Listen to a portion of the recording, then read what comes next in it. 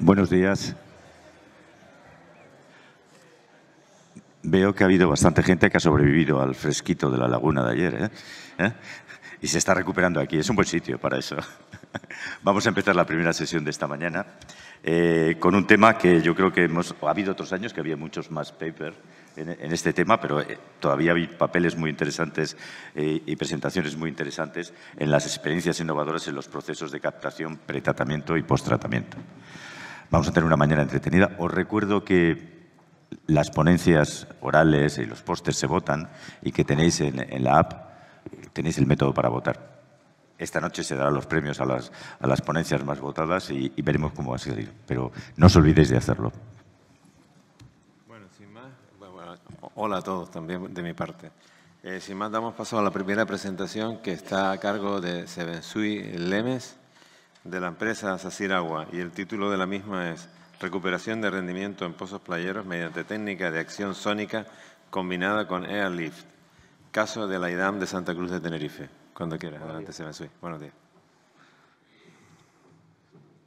Buenos días a todos, gracias por venir. Yo les quiero presentar un caso real que ha sido desarrollado por Sacir Agua en masa, en colaboración con la empresa Fadelpo, en la desaladora de Santa Cruz de Tenerife, debido a una pérdida en la permeabilidad de los pozos de captación. La desaladora de Santa Cruz, haciendo una pequeña introducción, fue construida en el año 2001-2002, dispone de 13 pozos playeros, los cuales tienen una capacidad de captación de agua de mar de aproximadamente 63.000 metros cúbicos y permite una producción de 28.800 metros cúbicos día. A lo largo de los últimos años, se ha observado una pérdida gradual de la permeabilidad de los dichos pozos, pero a principios de 2024 se observó que esta pérdida podía comprometer la producción de la instalación. Es por ello que se tuvieron que analizar diferentes alternativas de recuperación, entre las cuales se analizaron las tradicionales y entre ellas estaban pues, métodos químicos, métodos físicos, una combinación de ambas, como soluciones ácidas fuertes, inyección de dispersante o métodos mecánicos por cepillado, inyección de CO2 y agua a presión o aire comprimido. Después de analizar estas diferentes técnicas, se observó que los tiempos de ejecución eran altos y podían comprometer la disponibilidad de la desaladora de Santa Cruz, no era viable, había riesgos medioambientales y de seguridad y las garantías de recuperación eran bajas o no había garantías en muchos de dichos métodos. Es por ello que desde Sacir Agua se analizó otras vías más modernas, por así decirlo, y en la desaladora de Alicante se hizo una prueba piloto con la empresa Fadelpo en uno de sus pozos de captación, donde se observó que se podían conseguir recuperaciones mínimas de hasta el 40%. Esta técnica era una técnica por pulsos sónicos con una combinación de bombeo Airlift. Básicamente, esta técnica consistía en una liberación de aire comprimido de forma repentina, pero controlada, y que generaba una energía en onda expansiva que atravesaba perpendicularmente el lecho filtrante, el empaque de gravas e incluso llegaba a la zona de acuíferos. Se producía un colapso entre las burbujas de aire que provocaban que esta onda expansiva se convirtiera en regresiva y en este camino de vuelta hacia el interior del pozo arrastraba todas aquellas partículas que se habían movido con la onda anterior. Estas partículas ya en el interior del pozo, por medio del bombeo neumático Airlift, se extraían de dicho pozo hacia la superficie, donde por medio de un ciclón con un vertedero se iba viendo la turbidez de la salida de esta agua. Por medio de estas medidas en el tiempo de esa turbidez, llegó un punto en el que esta gráfica era plana y ya se podía considerar que el pozo había llegado al rendimiento de recuperación máximo y la limpieza era completamente efectiva en algunos pozos y en otros hasta donde se podía llegar. Los pasos un poco a seguir que se llevaron a cabo fue, inicialmente se analizaron los datos de caudal y niveles dinámicos de los diferentes pozos a estimular. Se decidieron aquellos donde se podía conseguir, por así decirlo, un aumento mayor en el desarrollo. Hubo un desmontaje, lógicamente, de los equipos de bombeo, un reconocimiento videográfico para ver en qué zonas se actuaban de dicho pozo, si en zonas determinadas o en toda la altura del lecho filtrante. Y, por último, se sacaron diferentes conclusiones y fueron que esta técnica permitió, dada la alta disponibilidad que presenta la desaladora de Santa Cruz, reducir los tiempos de ejecución de 1,5 a 2 días, desde el principio hasta el final de los trabajos, mayores rendimientos, aproximadamente de un 40%, llegando en algunos pozos al 100%, y sin impactos ambientales por la utilización de productos químicos. A continuación os voy a presentar los resultados que conseguimos. Se actuaron en 10 pozos sobre los 13 que tiene la instalación. El tiempo de intervención fue entre 1,5 o 2 días, dependiendo del pozo, y se estableció la toma de datos en un nivel de marea constante de 0,9 debido a que la altura de la marea en los pozos de la desaladora influía en el nivel dinámico de la misma. A continuación, os presento una serie de gráficas de los caudales, que yo creo que es donde se ve verdaderamente dicha recuperación, donde se pueden ver, por ejemplo, el pozo A, el primero a la izquierda arriba, donde la primera barra fue antes de realizar la limpieza y posteriormente la segunda, tercera y cuarta la segunda es la recuperación justo después de la limpieza y posteriormente en el tiempo cómo se ha ido manteniendo esos caudales. El porcentaje que veis arriba de las barras es el porcentaje de las bombas a la que estaban trabajando, en algunos casos al 100%, en otros al 95%, eso también influía en el caudal que se ve. En la gran mayoría de los pozos se observó una alta recuperación, pero es cierto que en el extremo contrario hay unas características de un pozo que no sabemos por qué no hubo dicha recuperación, que es el último abajo a la derecha, el pozo F, donde en un caudal de aproximadamente 125 metros cúbicos antes de la recuperación, después de la limpieza prácticamente se quedó igual, incluso con el paso del tiempo ha ido a menos. Es verdad que por suerte esto nos ha pasado solo en uno de los pozos y no en el resto de los mismos. A continuación os presento una gráfica donde se ven los porcentajes, por así decirlo, brutos de incremento que tuvimos. Destaco el primer pozo, el pozo K, porque fue una prueba que quisimos hacer ya que estábamos en la misma. Este pozo estaba completamente saturado, no tenía caudal de salida y, bueno, tuvo un rendimiento del 600%, pero en valores absolutos del caudal recuperado fueron 70 metros cúbicos, que llegaron pues, prácticamente al caudal que inicialmente en la fase constructiva, en el año 2001-2002, de los datos que se disponían, se consiguieron. Pero analizando el resto de pozos y los que dan en realidad la mayor parte de caudal de agua de mar a la instalación, el pozo G, el segundo, el A, el I y el C, pues se consiguieron incrementos desde el 115% hasta rendimientos, creo, bajo mi opinión, considerablemente buenos, hasta casi el 40%. Tuvimos después unos pozos sobre el 20% y la característica del pozo F comentada anteriormente que ha venido a menos. Como conclusiones, pues destacar que se ha conseguido con esta técnica unas altas recuperaciones en los caudales de captación y muy importante los niveles dinámicos, porque incluso en algunos pozos creemos que hemos tenido mayor recuperación que la que hemos podido medir, pero debido a los equipos de bombeo que disponemos y a la parte eléctrica no hemos podido realizar esta prueba, pero creemos que todavía podía haber mayor capacidad de caudales en muchos de esos pozos. La gran mayoría de estos pozos ha mantenido en el tiempo ese caudal constante. Los datos que se veían en la gráfica eran hasta final del año pasado, pero hasta el día de hoy puedo confirmar que se siguen manteniendo estos niveles y estos caudales. Esta tecnología nos permitió poder llevar a cabo esta recuperación en tiempos verdaderamente cortos, como comentaba, de 1,5 a 2 días, desde el desmontaje hasta el montaje otra vez completamente y volver a operar dicho pozo. Y también dispone esta tecnología en ventaja respecto a otra, que puedes actuar específicamente en zonas específicas de la zona filtrante o a lo largo de la altura de todo el pozo. Y algo muy importante, no había riesgos medioambientales y los costes operativos pues, se reducieron bastante. Muchas gracias. Muchas gracias, Sui. Nuestra siguiente ponencia la va a dar Thomas von Reiner de Tecma y nos va a hablar de Pile Cloud Media Filtration como alternativa para el refuerzo del pretratamiento en plantas desaladoras. Yeah, thanks for the introduction. Unfortunately, I'm not able to speak in Spanish. I hope that's okay for you. Alternative, I could do it in Swiss German, but I think English would be better.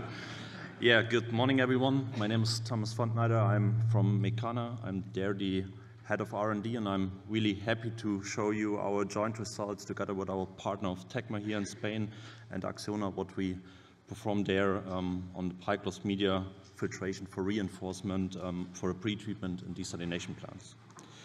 So it's a long story. We started 5 years ago, where first requests coming more and more up to move those technology also to another sector.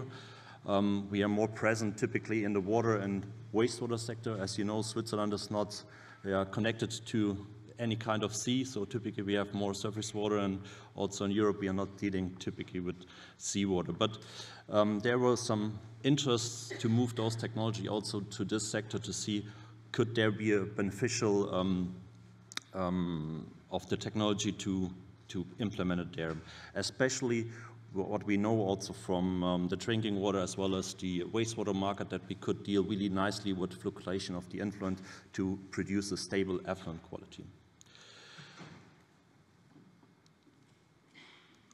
I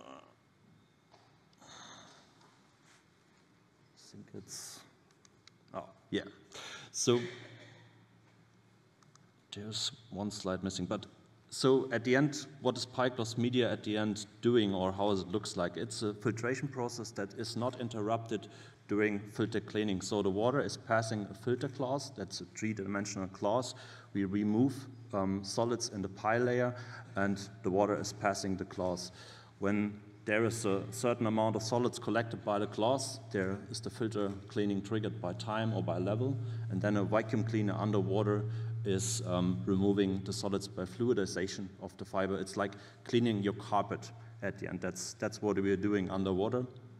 And it's really efficient because we could adapt the classes to different application to the need of the customer. So there's from standard fiber to microfiber to ultra fiber. That's the stuff what we are doing or implementing in different applications.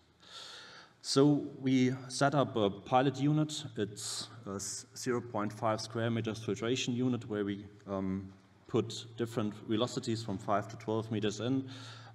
We were happy to locate the unit in the Middle East in a desalination plant where we had the opportunity together with Acciona there to treat over a year raw seawater to check what is the quality afterwards. And they also perform different pilot phases where they add coagulant to see how this is improving or affecting the technology, and also during the pilot phases they dose regularly in the whole plan some chlorine to prevent biofouling. So that was also affecting our plan.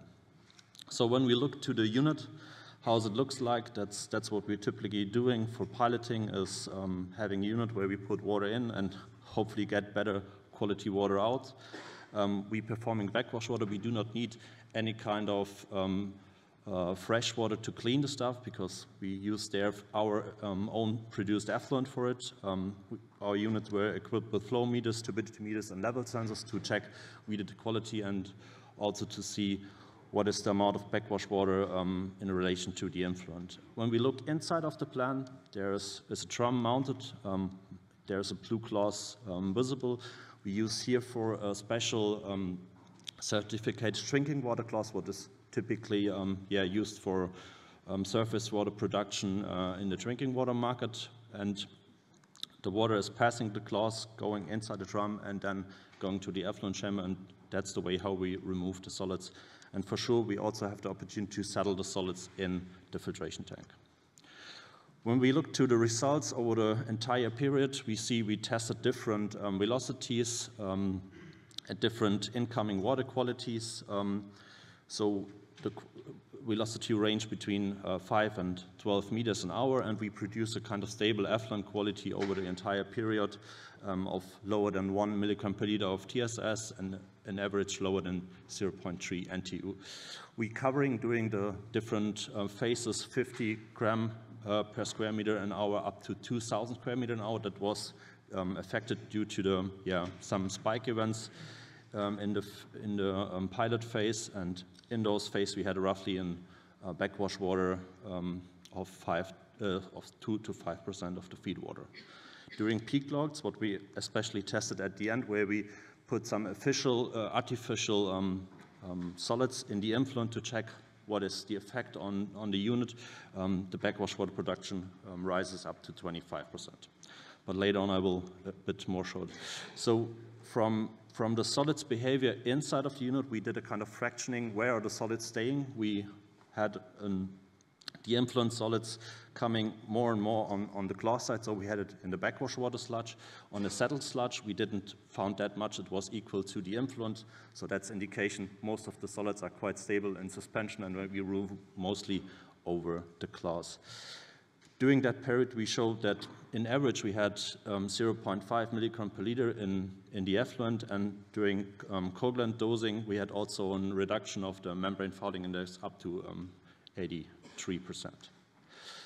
We had several neutral and artificial peaks events during that time, and during that time we also see, even at those spike events, we remove really efficiently from 90 to 98% the turbidity and create a really stable effluent quality of 1 to 2 NTU, even when we had 100 in the influent.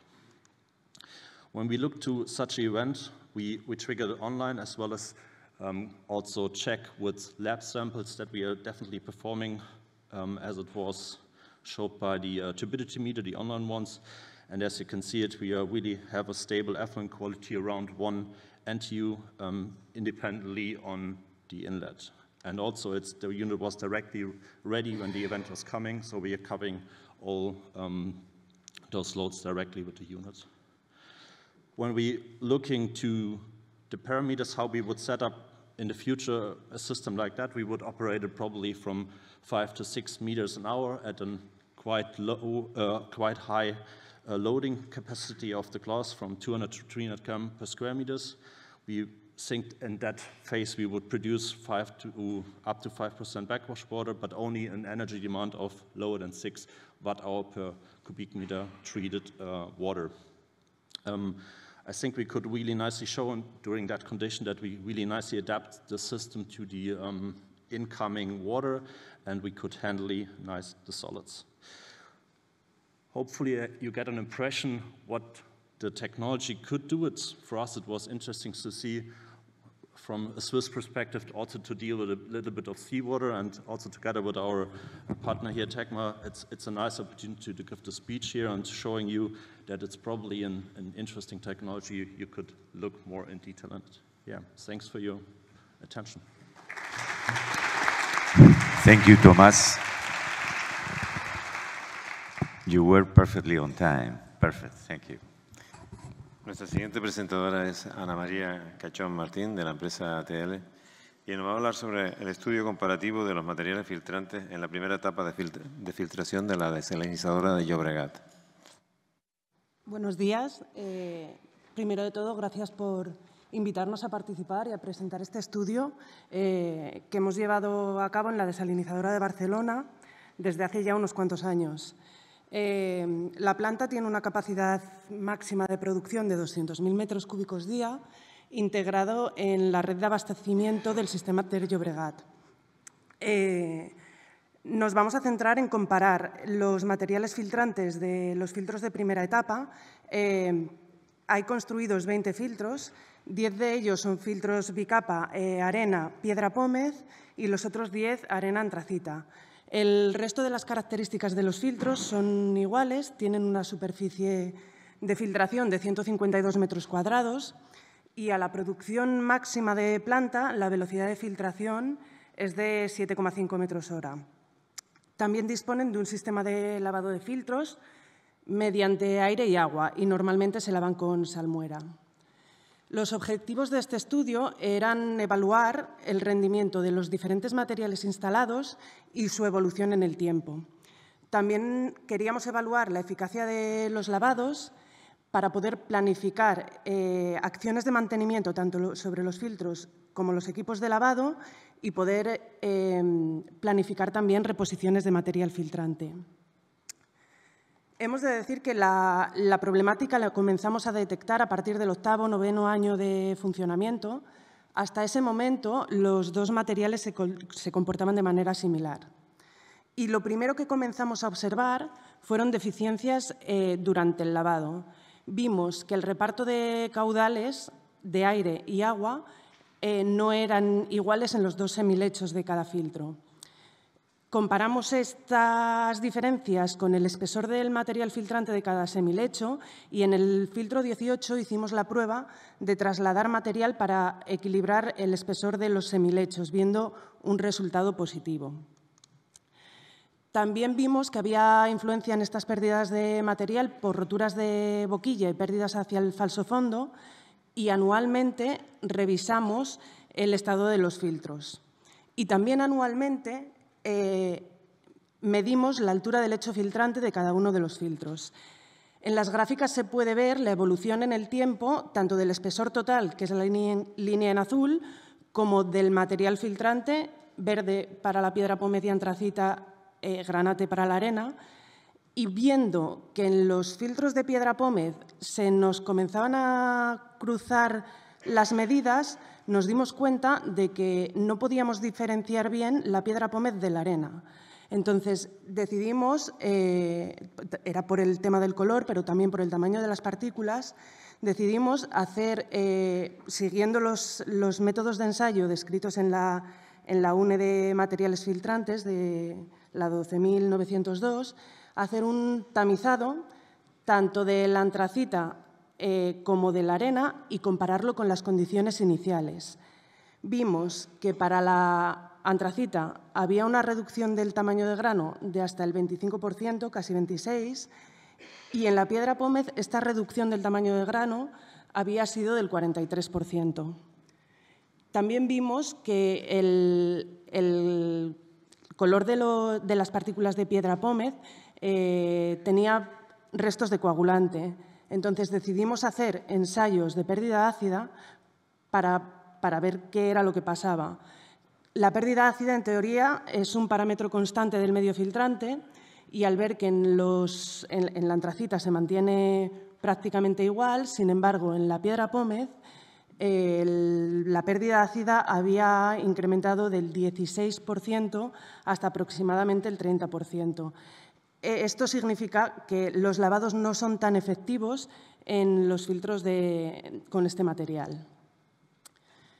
Evaluamos también la pérdida de carga de cada filtro. Para ello escogimos filtros con la misma altura de material filtrante, en este caso eran el 10 con piedra pómez y arena y el 11 con antracita y arena, y los llevamos hasta el final de su ciclo, que fueron 8 días. La pérdida de carga comenzó a aumentar antes en el filtro con piedra pómez que en el filtro con antracita. Y también hemos hecho ensayos de calidad del agua filtrada. El SDI es un parámetro que se mantuvo bastante similar en los dos medios filtrantes. De hecho, en la columna 7 se puede ver que tiene más influencia el tiempo en filtración que el material filtrante en realidad. Por lo tanto, no es un parámetro que nos pueda ayudar para decidir qué material es mejor respecto a la calidad del agua. Analizamos también microbiología y vimos que hicimos lo mismo que para la pérdida de carga. Escogimos filtros con el mismo espesor de material filtrante, los llevamos a colmatación y fuimos haciendo ensayos. En los dos casos aumenta la microbiología con el tiempo y, como se ven las columnas en azul, que son las de piedra pómez, aumenta más para este material. Estos ensayos se han repetido con más filtros de mismo espesor, el 7, 17. Es algo que nos hemos encontrado en todos los ensayos que hemos hecho. Con estos resultados preveemos hacer pruebas a escala industrial durante este año para probar diferentes tipos de materiales y con esos resultados poder hacer una reposición de todos los filtros de la primera etapa. Y las conclusiones que sacamos son que la piedra pómez muestra una disminución del tamaño de partícula mayor que la de la antracita, que el aumento del valor de la pérdida ácida nos dice que los lavados no son tan efectivos en este material como lo son para la antracita, que comienza a haber episodios de colmatación rápida, especialmente en los filtros de piedra pómez, pudiéndolos convertir en una etapa limitante, ya que nos bloquea la pila de lavados de filtros por la mayor pérdida de carga que presentan. Y, por último, agradecer a todos los compañeros de la desaladora de Barcelona que han estado realizando análisis de SDI, muestreando, análisis de microbiología y demás, y a los proveedores que nos han enviado muestras, nos han enviado información, etcétera. Muchas gracias. Muchísimas gracias, Ana María. Bueno, seguimos con la desaladora de Barcelona. Y ahora Carlos Miguel Centeno nos va a hablar del análisis de los organismos incrustantes en la captación de la desaladora del Llobregat y las estrategias de gestión. Muchas gracias, señores moderadores. Buenos días a todos y gracias a EDIR también por la oportunidad de hacer esta ponencia en la que damos continuidad a la misma planta que mi compañera Ana os ha explicado antes, ¿no? En este caso, para hablar de la problemática que hemos tenido de proliferación de organismos, que ya veremos que básicamente son mejillones, es más fácil decir mejillones que organismos, en la captación durante estos últimos años, ¿no? Bueno, primero una pequeña introducción, una pincelada de qué captación tenemos, cómo es. Es una toma abierta que dispone de dos torres situadas a unos 2,2 kilómetros de la línea de costa, justo enfrente del aeropuerto del Prat, como podéis ver en la imagen. Las tuberías de captación son de polietileno de 1.800 de diámetro exterior, el diámetro interior es de 1.660. Ambas tuberías llegan a una estación de bombeo que dispone de 6 bombas, 5 en servicio y una de reserva, cada una con un caudal unitario máximo de 4.200 metros cúbicos hora. La tubería de impulsión es de poliéster reforzado con fibra de vidrio, con un diámetro de 200 y una longitud total aproximadamente de 3,3 kilómetros hasta llegar a la planta. La estación de bombeo dispone de un sistema de inyección de hipoclorito sódico para poder dosificar en las torres de toma y también en la cámara de aspiración de bombas, ¿vale? Esto es a grandes rasgos la captación. Bueno, ¿la problemática cuál es? Pues derivado de la sequía que hemos sufrido en Cataluña, como ayer también nos explicó nuestro director David Vila en la mesa redonda de la tarde, pues esta planta ha estado en funcionamiento máximo a tope prácticamente desde enero del año 2022, cambiando mucho las condiciones de operación que tuvo desde su puesta en marcha, que estuvo mucho tiempo a un régimen bajo. Eso ha llevado a que el flujo de agua en la toma no ha tenido nada que ver en estos últimos 3 años con los que tuvo en los primeros, ¿no? Eso ha llevado a una acumulación de materiales biológicos en la captación que ha llegado incluso a provocar paros puntuales del bombeo por reducción de la sección de paso de agua hacia las bombas y llegando al nivel mínimo de seguridad del paro de bombas, ¿no? Con lo cual decidimos que teníamos que trabajar en todo este tema, conocer mejor la problemática y ver qué soluciones podíamos aportar. Con lo cual, los objetivos del estudio realizado los podéis ver aquí: evaluar las pérdidas de carga, cuantificar los materiales y hacer inspecciones y analizar la evolución, analizar qué tipos de organismos teníamos y cómo podíamos atacar este problema tanto con limpiezas como con tratamientos preventivos, ¿vale? Que era lo más importante, lo veis en negrita, es el último objetivo. Bueno, rápidamente la evolución de las pérdidas de carga. Aquí tenéis 2 gráficas, creo que no se ven de forma muy clara a esta distancia, pero os explico. La de la izquierda es de unas gráficas de evolución de pérdidas de carga entre el año 2010 y 2021. Ambas gráficas, la de la derecha y la de la izquierda, tienen dos curvas que son de referencia. La inferior es la curva teórica de cálculo de pérdidas de carga y la de arriba es la misma, pero mayorada con un coeficiente de seguridad para tener en cuenta posibles ensuciamientos. Pues veis en la de la izquierda que todos los ensayos quedan situados entre ambas curvas, con lo cual, bueno, algunos ya muy al límite, pero estábamos dentro. El de la derecha corresponde al periodo 2022-2024 y aquí ya veis que casi todos los ensayos se nos van encima de la curva máxima e incluso por encima, con lo cual la pérdida de carga del emisario había aumentado, obviamente, ¿no? Aparte de eso, ¿qué nos encontramos? Pues bueno, como decíamos, habíamos tenido taponamientos en las aspiraciones de las bombas y tuvimos que empezar a hacer limpiezas. Aquí ya vamos directamente a la palabra mejillones. En la primera foto, en la de la izquierda, podéis ver el canal de aspiración de una de las bombas, fotografiado desde arriba. en el cual a la parte de abajo veis la reja que protege la aspiración de la cámara de la bomba y en la parte superior una tajadera que utilizábamos para seccionar ese canal, mantener las otras bombas en marcha, vaciarlo con bombas de achique, como veis aquí, y después la siguiente foto, que no está, es un señor bajando abajo para poder hacer una succión de todo ese material con un camión cuba. Es una operación complicada, ¿vale? Siguiente foto, veis una cuchara bivalva, que fue un elemento que incorporamos posteriormente para poder mejorar esa capacidad de extracción. Nos fue muy bien, nos permitía trabajar y nos permite trabajar con la planta en marcha, extrayendo gran cantidad de materiales. Después, y esto ha sido ya en noviembre del año pasado, hemos incorporado la foto de la derecha, que es un dragado de los canales de aspiración, aspirando y llevando esa impulsión de agua junto con materiales hasta una lámina que nos actúa de filtro. Retenemos dentro de esa bolsa que veis hinchada, es una lámina geotube, los materiales y el agua va filtrando hacia afuera y se retorna a la captación, ¿no? Con lo cual hemos ido mejorando nuestra capacidad para limpiar. Y aquí en esta gráfica es importante porque hemos intentado cuantificar qué materiales hemos extraído. Entonces, es una gráfica que desde febrero del 2023 nos muestra en azul el caudal diario captado, ¿vale? Lo podéis ver aquí, alrededor de 400.000 metros cúbicos día, un poco menos en algunos casos. Y en barras verticales de color marrón, en las toneladas que hemos extraído en toda esa franja de periodo, es decir, desde el límite de la derecha de cada barra hacia la izquierda, con lo cual el primero es de 23 toneladas en ese periodo y así sucesivamente. ¿Veis dos barras verticales? La de 35,5 toneladas y la de 85,7, que están justo después de un cero de caudal. Eso corresponde a paradas técnicas, hacemos una parada técnica cada año, en la cual aprovechamos para hacer dosificaciones de choque de hipoclorito, que luego explicaremos, y después una posterior limpieza, arrastre y limpieza. En esos paros extraemos mucho más material, obviamente, y aquí se puede ver la incidencia. La barra vertical más elevada es porque hicimos una extracción más contundente gracias a la lámina geotube. Veis los datos globales en cuanto a los días, hectómetros cúbicos y toneladas extraídas. Pensar que esto significa que hemos sacado aproximadamente 1 tonelada cada 3,8 días de captación, ¿vale? Inspecciones submarinas realizadas. Cada año hacemos una inspección con un ROP, como veis aquí, que nos muestra además con un radar la sección perdida por el tubo. En la foto de en medio es el punto peor, más desfavorable, que es un punto bajo, se ha acumulado más material. Arriba a la derecha veis un submarinista haciendo una inspección y limpiando las rejas, y abajo a la derecha pues una acumulación importante de mejillones en la parte inferior de la tubería, ¿no? Organismos detectados, pues son básicamente mejillones, exactamente es el Mytilus galo-provinciales, si no lo leo no lo sabré decir, ¿vale?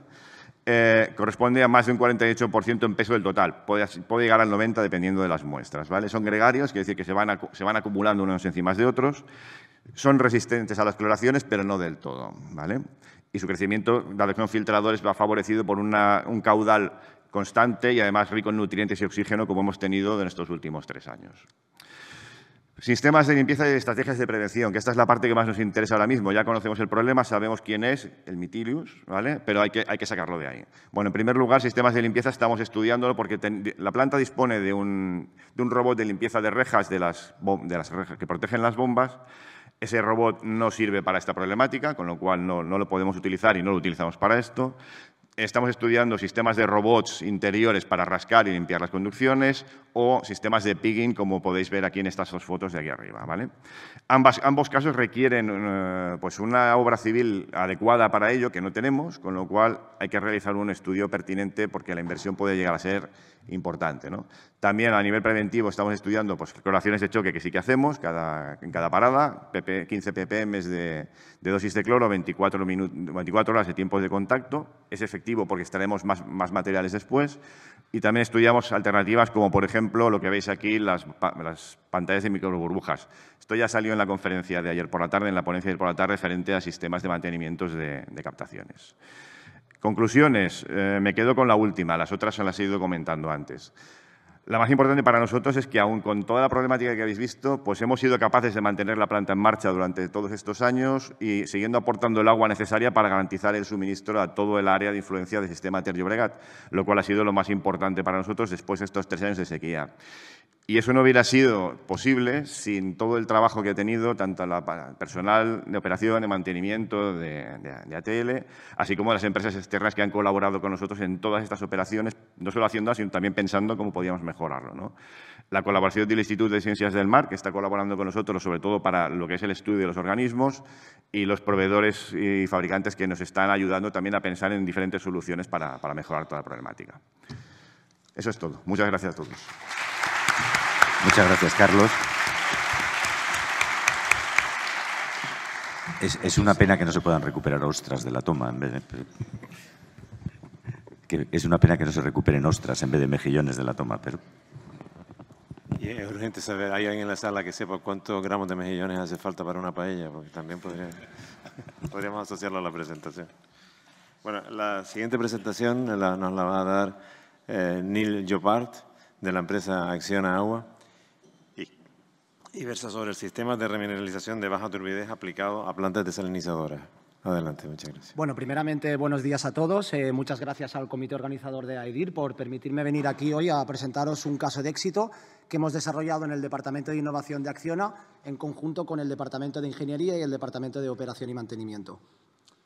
Para dar un poco de contexto de los diferentes motivos que han impulsado el desarrollo de este sistema, como la mayoría de vosotros sabéis, debido a la disminución del contenido en sal en el permanado de ósmosis inversa, se requiere de un posttratamiento de remineralización para que éste sea adecuado para el consumo humano.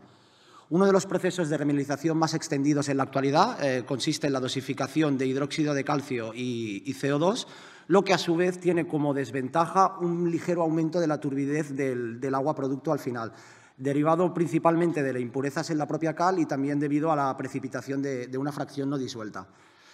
Recientemente, con la aplicación del Real Decreto 3/2023, se ha establecido que la turbidez de salida de las desalinizadoras no puede ser en ningún caso superior a 1 NTU y, a su vez, también se ha establecido un aumento de la dureza de unas 46 a unos 55 miligramos litro, lo que eso implica una mayor dosificación de cal, pudiendo ser complicado complementar estos dos requisitos de forma simultánea.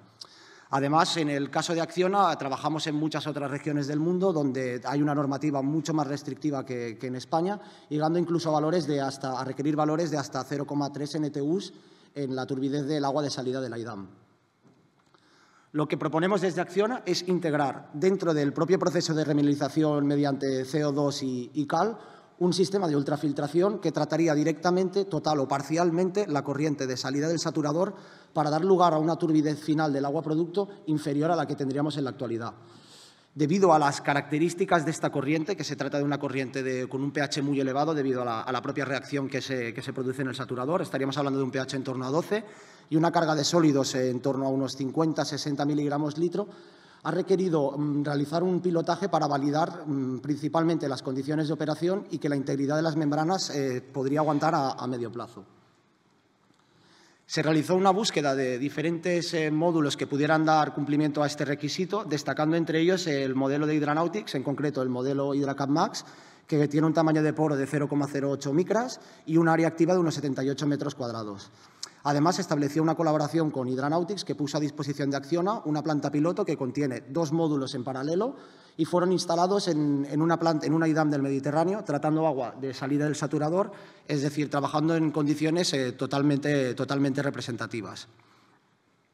El pilotaje que hemos realizado se ha centrado principalmente en la monitorización del flujo, la permeabilidad, las condiciones de turbidez de aporte que tendríamos en base a las diferentes cargas de cal que se realizan. También nos hemos centrado mucho en realizar sucesivos test de integridad que consisten en aplicar aire en la entrada de la membrana, monitorizar una caída de presión durante un determinado tiempo, de tal forma que podemos determinar si la integridad de la membrana se está viendo comprometida a medio plazo. Y también, en la medida de lo posible, determinar las condiciones de operación, ya que este proceso fue considerado en fase de oferta para la IDAM TKO, que ayer mi compañero Mariano os explicó y sobre la cual se está realizando un gemelo digital, por lo cual necesitamos tener garantías de que este proceso era robusto a medio plazo. Y ya centrándonos un poco en los resultados, las condiciones de operación óptimas que hemos establecido son un flujo constante entre unos 25 y 27 LMH. Hemos aplicado una secuencia de contralavado con una combinación de agua y aire para reducir el consumo de agua y luego una secuencia de lavado ácido mediante ácido clorhídrico, ya que es el ácido que tiene una mayor solubilidad con el carbonato de calcio que presumiblemente quedaría precipitado en la membrana cada unas 12 horas. Por otro lado, debido a la propia naturaleza alcalina del agua, asumimos que no habría ningún tipo de ensuciamiento orgánico, con lo cual se suprimieron cualquier tipo de lavado de hipoclorito o cualquier otro tipo de lavado ácido. Todo ello nos ha dado lugar a una permeabilidad estabilizada entre 150 y 200 LMH bar. Aquí a la izquierda podéis ver los sucesivos ciclos de filtración con los correspondientes lavados de ácido, y bien sí que se produce una caída importante en cada ciclo de filtración, esta es totalmente restablecida con los sucesivos lavados de ácido que se han ido realizando. En términos de calidad, hemos observado una altísima variabilidad de los sólidos totales disueltos y de la turbidez en la entrada. Eso corresponde principalmente a las diferentes cargas de cal que se realizan en el saturador y también a un tema de la zona donde estaba situada la planta piloto. En concreto, hemos visto un aporte de sólidos en suspensión de unos 47 miligramos litro en promedio, llegando en algunos casos hasta unos 100 miligramos litro. Y eso sí, un pH muy estable a 12, que es el propio pH que da la reacción química. En cuanto a la calidad de filtrado que nos ha dado el sistema de ultrafiltración, esta se ha mantenido inferior a 0,1 NTUs el 100% del tiempo y con un valor de sólidos totales también inferior a un miligramo litro.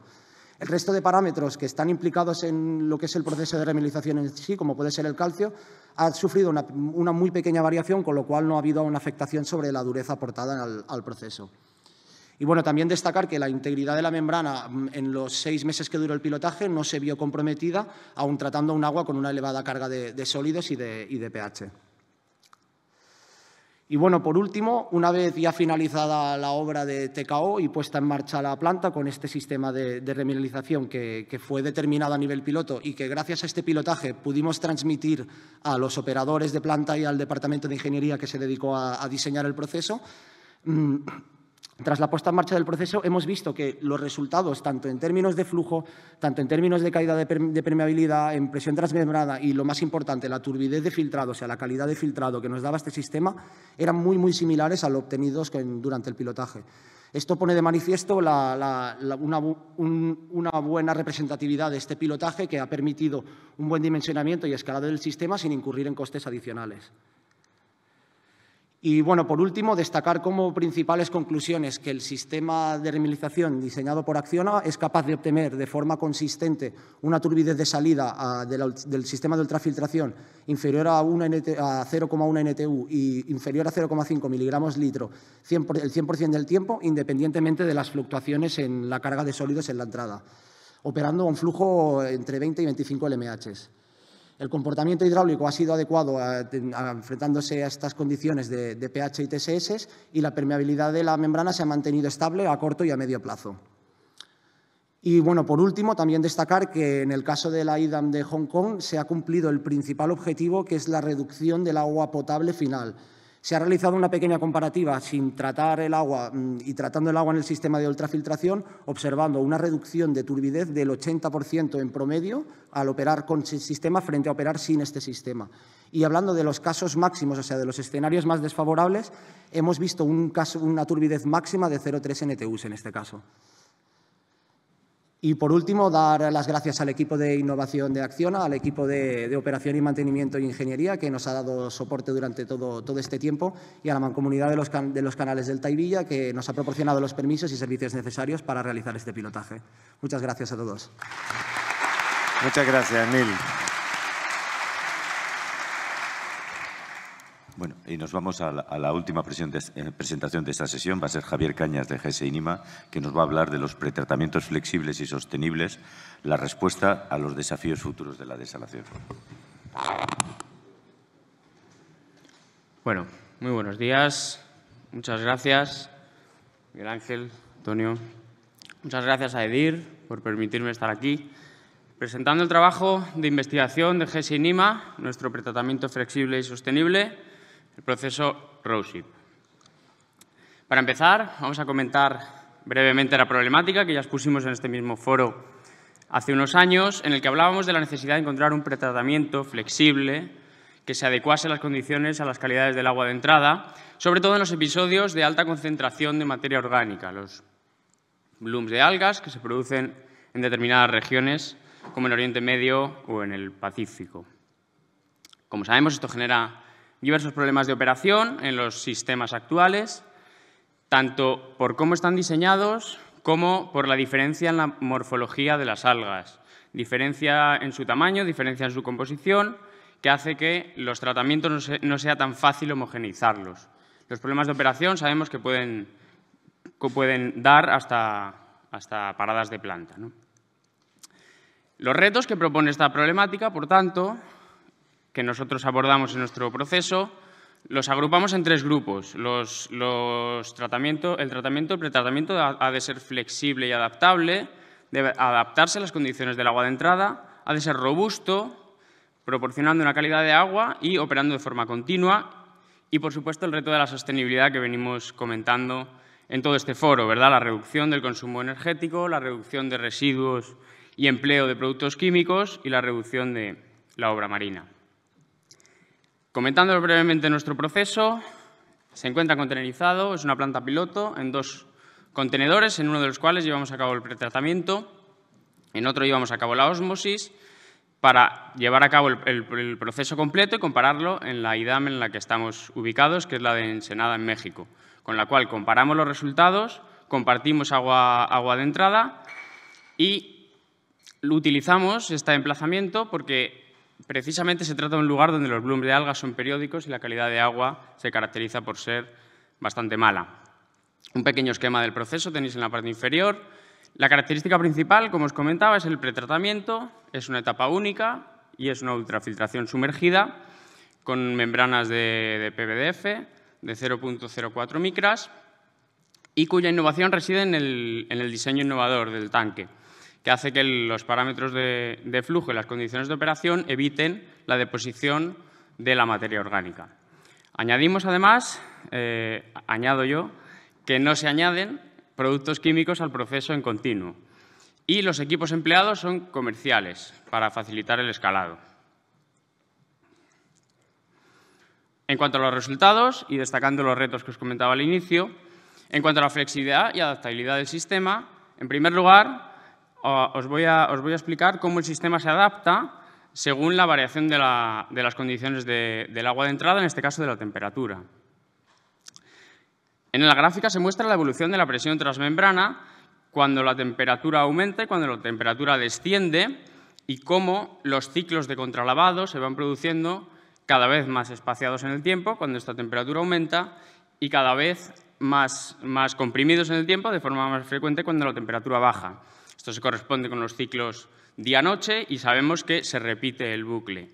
Al iniciarse el día, la presión transmembrana y los ciclos de contralavado se espacian y cuando llega la noche se comprimen, adaptándose a las condiciones del agua de entrada. Y esto lo vemos quizá más claramente con la turbidez. Hay que tener en cuenta que tenemos unas horas de operación donde la turbidez está en valores de prácticamente 4 unidades nefilométricas. Aún así, el sistema, aunque los contralavados se comprimen más en el tiempo, se adapta porque está produciendo agua de calidad, la calidad requerida para la ósmosis y, como vemos al final de la gráfica, la carrera se vuelve a alargar y el contralavado vuelve a no ser frecuente cuando la turbidez baja y sobre todo cuando la temperatura sigue. Eso corresponde al inicio del día. Hay que decir que los valores de presión transmembrana con los que trabajamos se encuentran menos de la mitad del valor máximo que podrían trabajar según el suministrador. Por tanto, tenemos un margen de mejora en las condiciones de operación. Para hablar de la robustez, destacamos la calidad del agua filtrada que tenemos.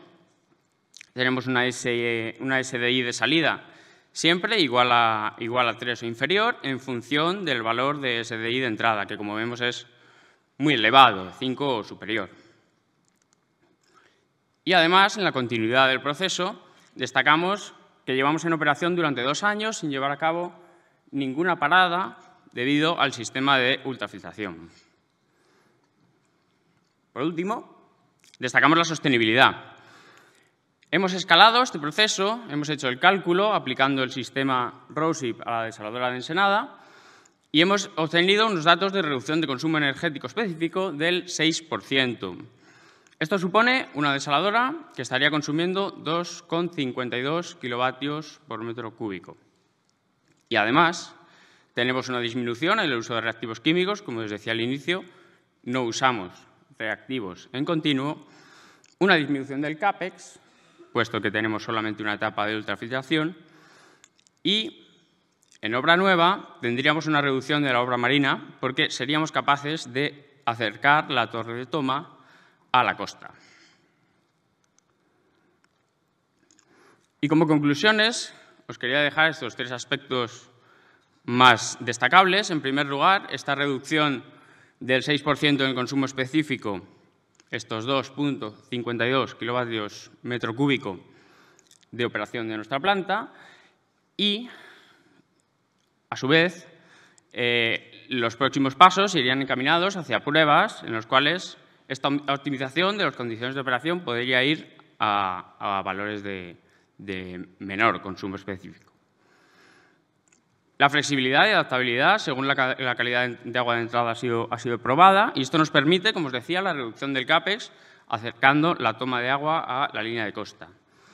Y, por último, destacar la validación del prototipo en condiciones de operación reales, 2 años de operación, lo que nos permite, el próximo paso, es llevar a cabo el escalado del proceso a nivel industrial. Pues, muchas gracias. Bueno. Muchas gracias.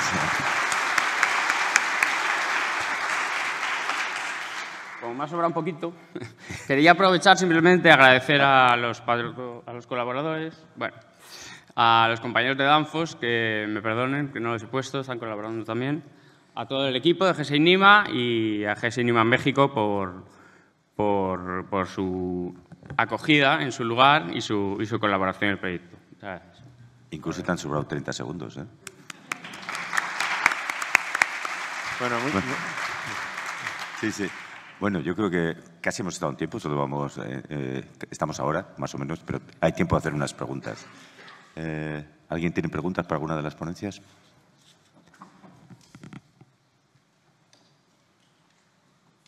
Por ahí. Ahí va el micro.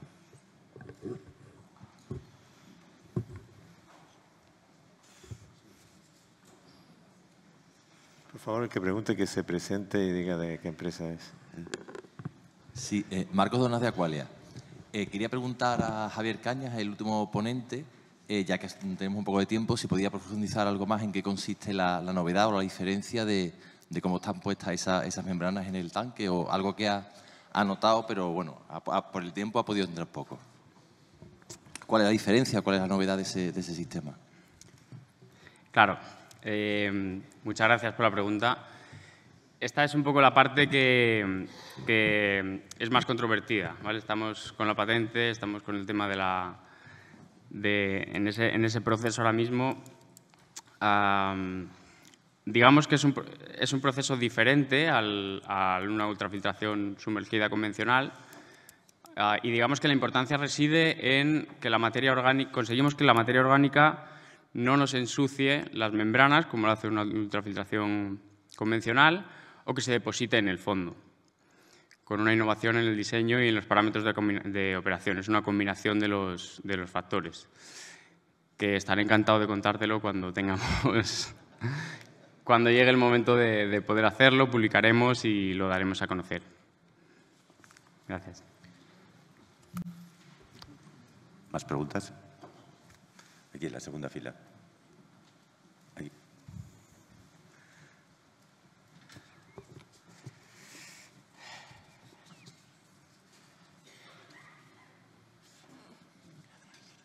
Hola, buenos días. Soy Mariló Casas de Sener y quería felicitar a la organización por estas ponencias tan estupendas y a los ponentes, por supuesto, también. Mi pregunta va a Carlos Miguel, de ATL. Y va sobre estos organismos que se te están pegando en el inmisario.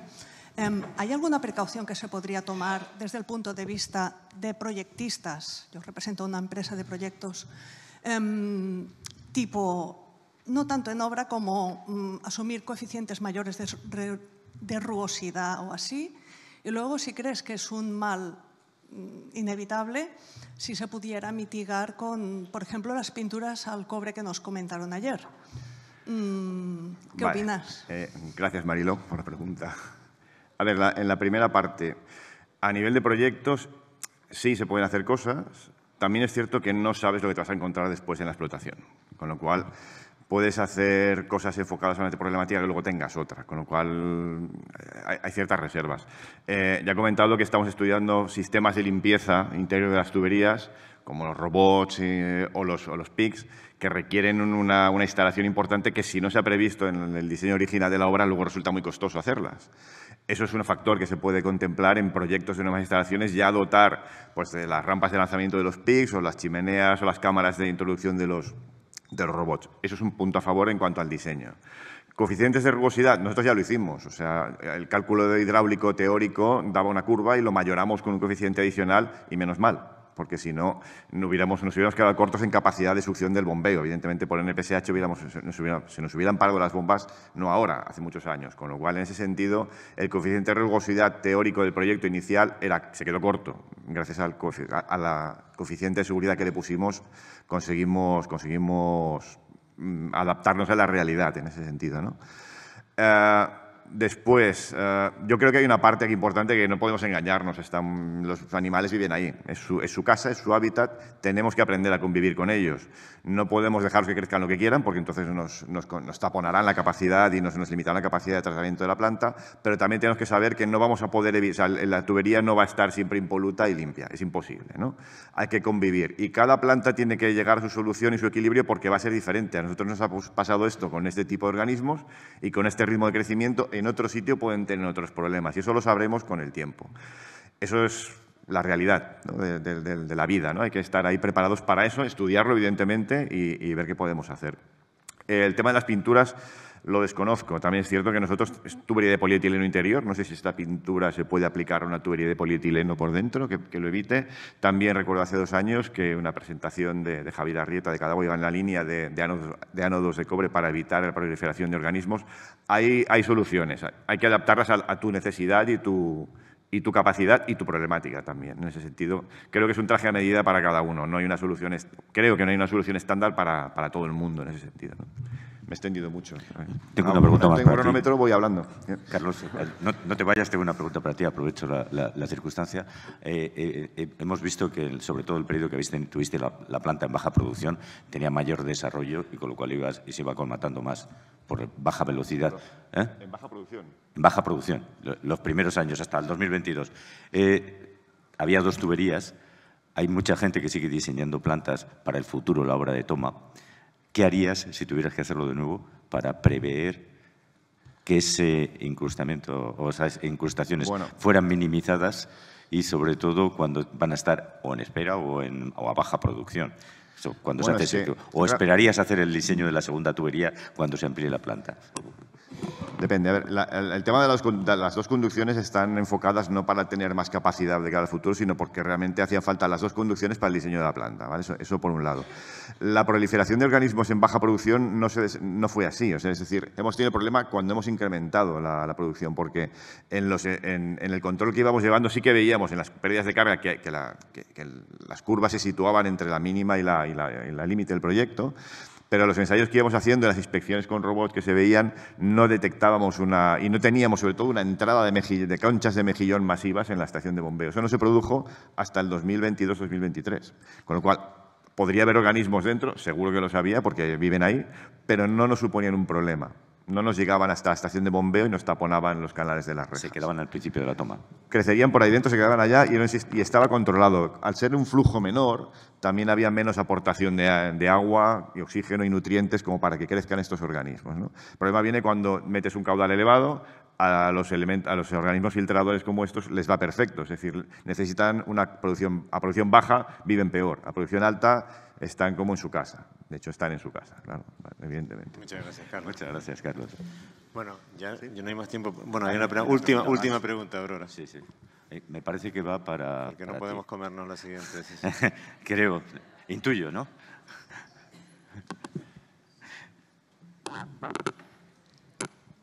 Buenos días, Aurora Martínez de Aquatechnic. Ana María, me ha encantado tu presentación, por supuesto. Gracias. Los que ya me conocéis.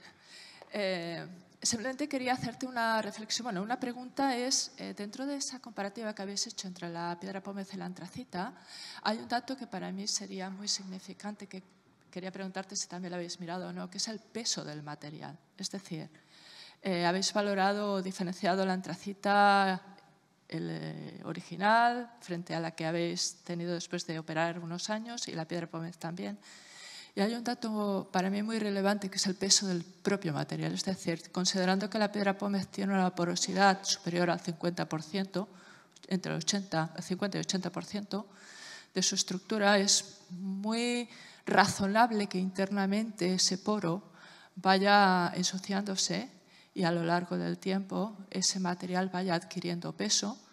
Ese peso, a su vez, pasa a producir una cierta mezcla con la arena, que es una observación que me confirmas que habéis detectado, y evidentemente esas velocidades iniciales que se calculan en los filtros para hacer una expansión de contralavado pasan a ser insuficientes, porque evidentemente ese material adquiere un peso y ya no lo expansionas igual y acaba ensuciando y tal. Mi pregunta era si habíais realmente verificado ese peso, básicamente porque es muy importante. Desde el punto de vista de Aquatechnic siempre lo hemos advertido de alguna forma, y sería muy importante para que lo tuvierais en cuenta a la hora de ese nuevo estudio con otros productos, que miréis el tema de las porosidades de materiales. O sea, ¿me explico? Sí, el peso como tal los tenemos, pero lo que hicimos al final es lo mismo. La porosidad, esta pérdida de ácida que hemos calculado, es del material que se queda en los poros de la piedra pómez o la antracita. Y sí, la idea es, de cara al futuro, hacer estas pruebas con más periodicidad. Incluiremos ese peso para el tema de la expansión del lecho filtrante a los lavados. Tienes razón. Gracias. Muchas gracias. Muchas gracias. Y nada, damos por cerrada esta sesión, agradeciéndoles a todos la participación, el haber estado aquí a primera hora de la mañana.